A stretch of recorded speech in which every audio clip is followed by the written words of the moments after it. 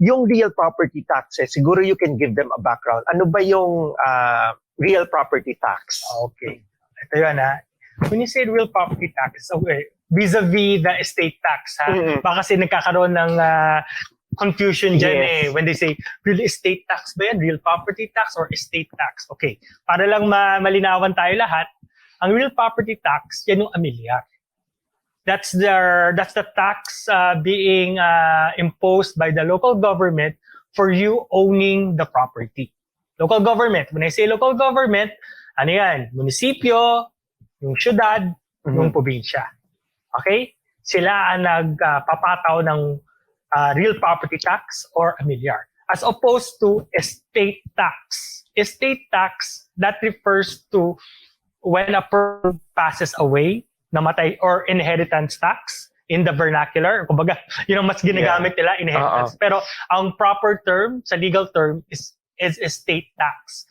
Kung yung ang taong namatay, bago mag-transfer yung assets nung namatay sa mga sa mga heirs, what we call yung tagapagmana, magbabayad ng estate tax. Yun ang difference. Okay? So, world of difference yun. Okay? Okay. Yung real property taxes, attorney, ilang ano ba siya? Magkano yung percent niya? Rate. Yeah, Okay. rate. Okay. Normally, dun sa kung nasa probinsya ka, it's 1% of the assessed value. Yung assessed value, makikita mo sa, alam mo yung nakikita yung declaration of real properties, what we call tax declaration, yung nakukuha natin sa city assessor's office. Okay. Assessor's office. Diba? Sila nag-i-issue nun.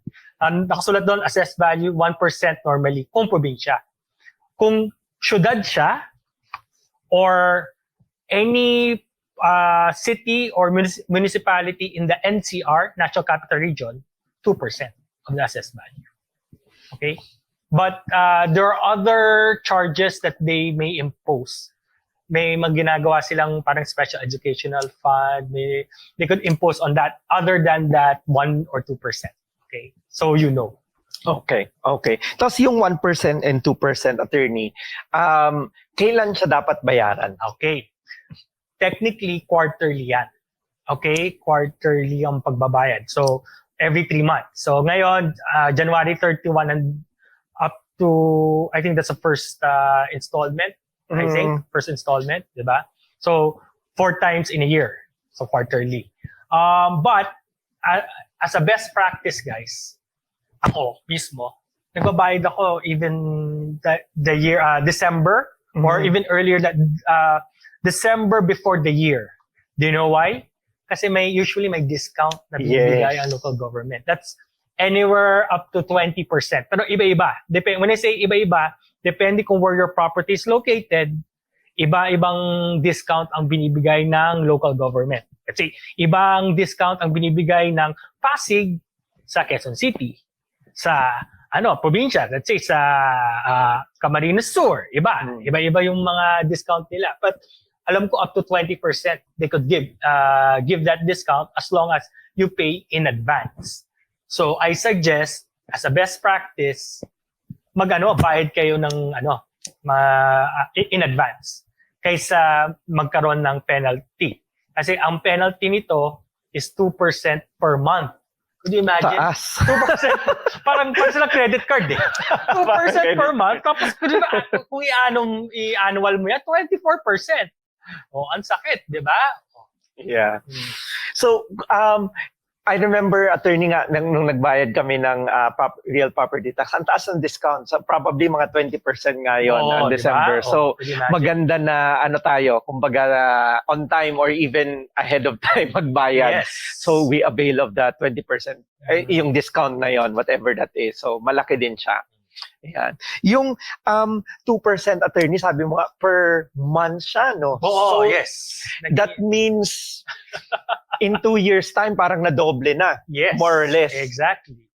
Tama ba? Oh, yeah, 48%. 48%. So kalahati, parang 50%. So, ito, gusto ko i-share sa inyo kasi may relative ako na ang habit niya is hindi siya nagbabayad ng real property tax.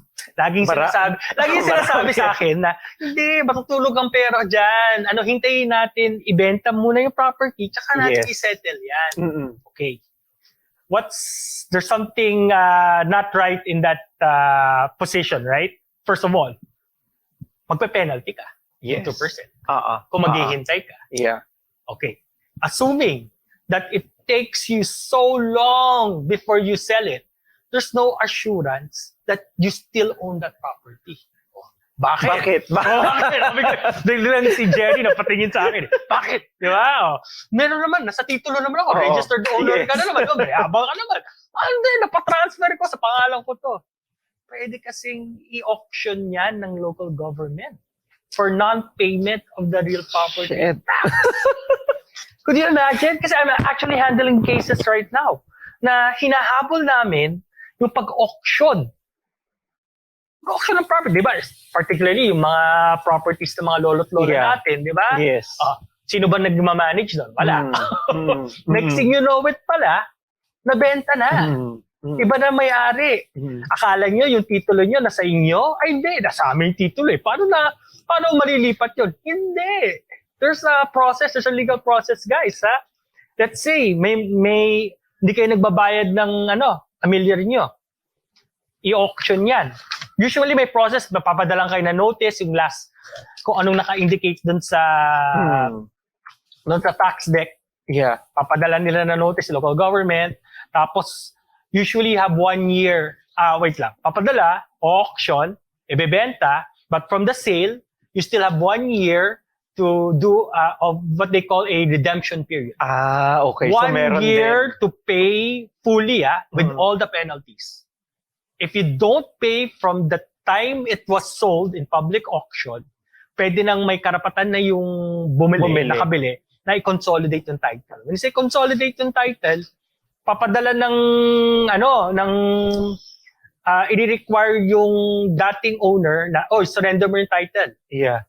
Kung ayaw mo surrender ng title, kusang ika-cancel nila, i-require nila yung si RD na mag-issue ng bagong title. Grabe. Kung hindi mo pansinin. Kung hindi mo pansinin lahat yun, akala mo hindi uubra? Uubra siya. kahit without your participation, wala. Next thing you know papel na lang yung dala-dala mo. Grabe.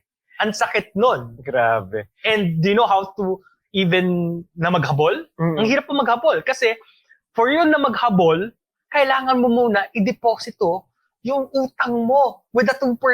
Let's say 10 years ka, plus the 2% interest. Magdi-deposit mo muna yan sa korte bago ka makapag-file to question the sale. Kung may grounds ka to question the sale. Grabe. Kasira ng ulo, di ba? Kaya sinasabi kong napaka-importante. Akala kasi nila yung amilyar. Amilyar lang yan. Yes. Pagka hindi eh. You should be on the ball. Yeah. Especially if you're a business owner with properties where your office is or you have a manufacturing plant, di ba? Mga ganon. Napaka-importante yan. Ha? Grabe, nakakatakot.